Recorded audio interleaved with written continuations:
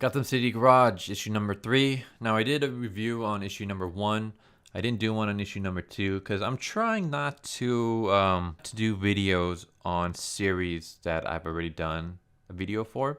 So basically, Kara has Silver Banshee, Big Barda, Catwoman, and Harley Quinn took Kara to their base, which is run. It's basically like a bar run by Natasha Irons, who I believe is, correct me if I'm wrong, but I believe Natasha Irons is the niece of Steel.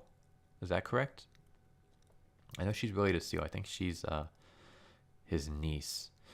But yeah, the bar it kind of reminds me of Final Fantasy VII, where basically Avalanche is a resistance group trying to take down a tyrannical government, and their hideout is a bar in the slums owned by one of their members. That's basically what this is. Only instead of being in the slums, it's in the wastelands. So Natasha Irons is basically the Tifa of Gotham City Garage. So we start off with basically this whole issue is basically narrated by Big Barda, and she talks about her life growing up and how it was just basically nothing but pain, torment, and agony. How Granny Goodness would beat the crap out of her, and then once she finished beating the crap out of her, she would pick Big Barda up and then beat the crap out of her again, and just keep doing that. How she would like for one of Big Barda's birthdays, she broke every bone in Big Barda's hands. And then in another birthday, she broke every bone in Big Barda's legs. So yeah, Big Barda just basically getting the shit kicked out of her, I guess, as a way of training her. And all right, here's the thing.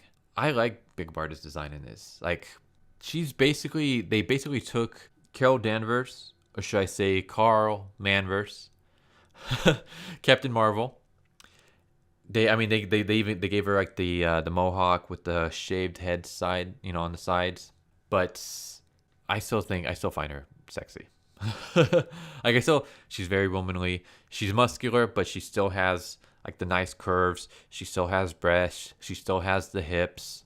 Can't really see it so far. Maybe I'll find like another panel where you can see her figure a lot more. But like in the previous issues, you can see it. But yeah, this is what Marvel should be doing.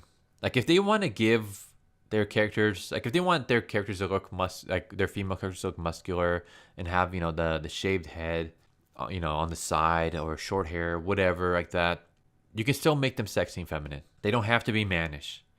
I mean, I don't really find myself attracted to cartoons, but I can say that I would find myself attracted to Big Barda if she was real. I don't know why the fuck I'm getting on this topic.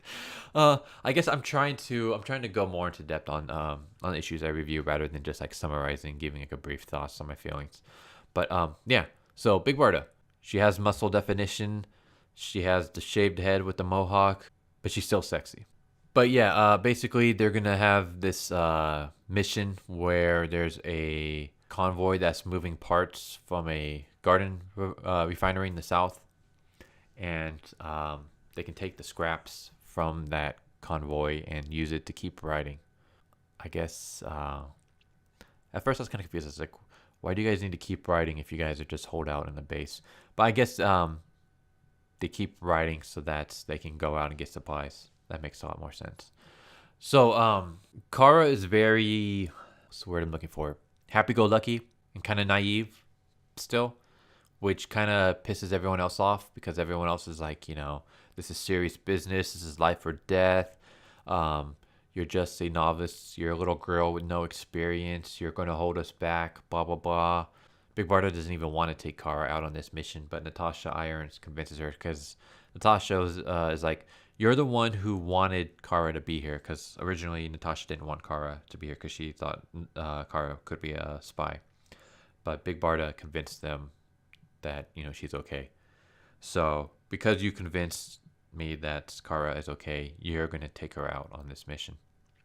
because Kara has to prove herself. Kara has to pull her own weight basically. So they see the convoy, and Big Barda, Silver Banshee, and Kara go after it. I found this kind of annoying, but I can understand it. The whole time, Big Barda is basically talking about how Kara has no business being here and doing this stuff, and how naive she is, and how Big Barda comes across as one of those people like that bitches about their lives and how everyone else has it better than them. And I can completely understand that because of the life that she's had. But at the same time, even though I can understand it, it's not something I want to keep hearing.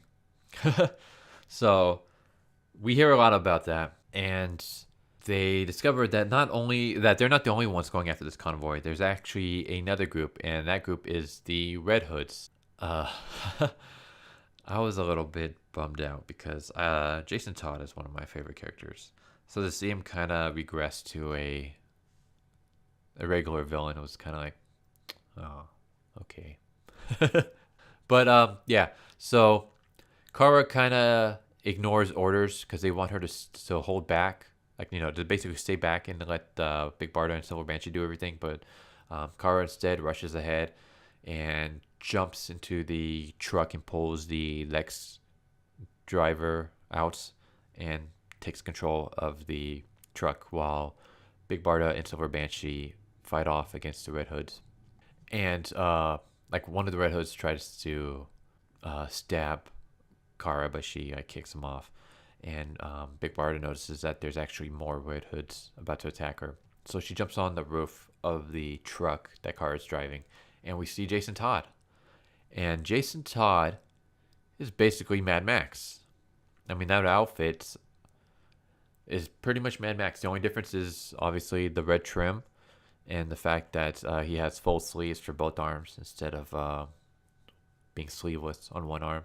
Plus, I mean, obviously the red helmet. But other than that, that's the Mad Max outfit, the original Mad Max outfit. So we get a fight scene between Big Barda and Red Hood, which is very brief. It basically Big Barda smashes him in the face, and Jason Todd does like a backflip and lands on the front of the car, and he points his gun at Kara, and Kara jumps out, and Big Barda captures her. Big Barda's like hanging on the side of the truck, and she captures Kara, and another Red Hood drives up and is about to shoot them when Kara and Big Barda like leap at him, kick him off, and hijack his motorcycle.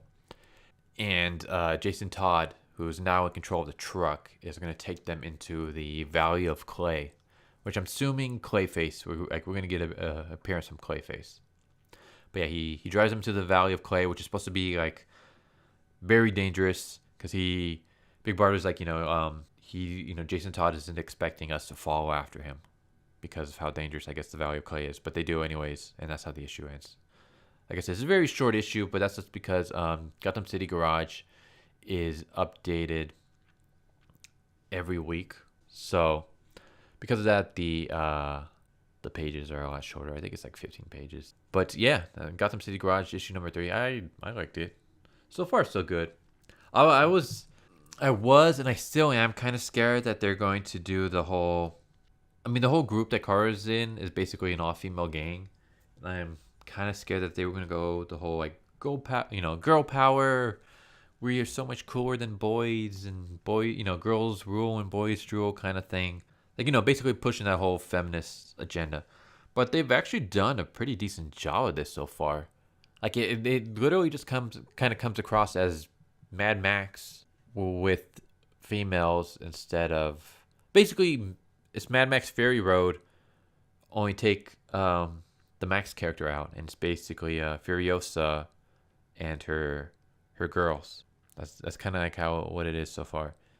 So yeah, if this was Marvel, I think they probably would have thrown in a bunch of misogyny shit and women are so much better than men, and look at how diverse our group is. And it's like, that's another thing that I always found funny is diversity and SJW's interpretation of it. Like their interpretation of diversity is no whites, and it's like that's not diversity. Like you can have an all black cast, and that's not diversity. That's an all black cast. Diversity would be basically like the Burger King gang, or the Magic School Bus gang, like the Saturday morning cartoons gang, where you have like basically like an African American, an Asian, a Hispanic, a white. That's diverse. Having males and females, that's diverse. Having just females isn't diverse. Having just minority characters is not diverse. Diverse is having like a mix of everything. So I wish more SJWs would understand that. But I don't know why the fuck I'm getting on this topic. I guess because it's like this issue's so short, so there's not that much to talk about.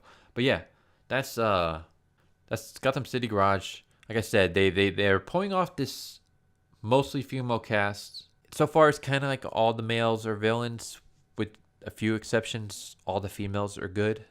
I haven't seen any evil females yet, but DC has done a really good job of it so far. Like I haven't been annoyed by that at all. I mean, there's still time to change that, but I trust DC. I mean, there have been some crap issues, but overall, DC has done a pretty good job. So I'm willing to give them the benefit of the doubt. And like I said, like I'm enjoying this issue, this series.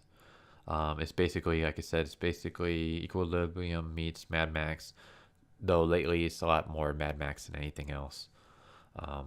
I'm assuming once we get back to like the actual city, we'll get more of that Equilibrium stuff.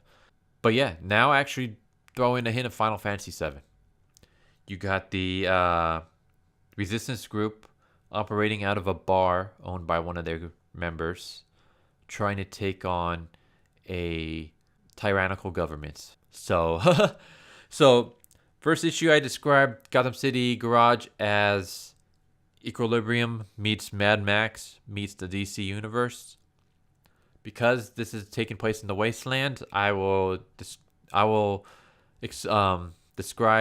Gotham City Rampage as Final Fantasy VII meets Mad Max meets the DC universe. So, yeah. I mean, if you're going to be taking ideas from other series, you're doing a fucking good job.